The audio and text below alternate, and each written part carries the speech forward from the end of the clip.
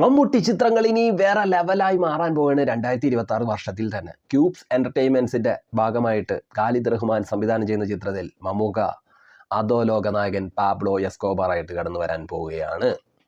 അതുപോലെ തന്നെ അടൂരിൻ്റെ അവാർഡ് തൂക്കി തോളിലേറ്റാൻ വരുന്ന ഒരു ചിത്രവുമായിട്ട് രണ്ടിടങ്ങാഴി എന്ന ആ നോവലിനെ ആസ്പദമാക്കിയെടുക്കുന്ന സിനിമയിൽ മമ്മൂക്ക നായകനായി മാറുന്നു. തകഴിയുടെ നോവലാണ്. തകഴി ശിവശങ്കരപ്പിള്ള എന്ന മലയാളത്തിൻ്റെ പ്രിയപ്പെട്ട മഹാനായ കലാകാരൻ്റെ നോവലാണ് രണ്ടിടങ്ങാഴി.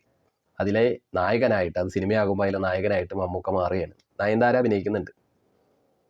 അപ്പോൾ എല്ലാം കൊണ്ടും മമ്മൂട്ടിയുടെ ഒരു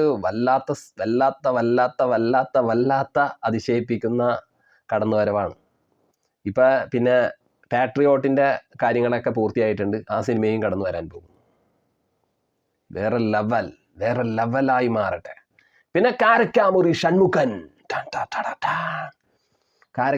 ഷൺമുഖനായിട്ട് മമ്മൂട്ടി കടന്നു വരുന്നൊരു ക്യാമിയോ റോളും രഞ്ജിത്തിൻ്റെ ചിത്രത്തിൽ ഉണ്ട് എന്ന് കേൾക്കുന്നുണ്ട്. പുതുമുഖങ്ങൾ അഭിനയിക്കുന്ന, പ്രകാശ് വർമ്മ അഭിനയിക്കുന്ന ചിത്രത്തിൽ.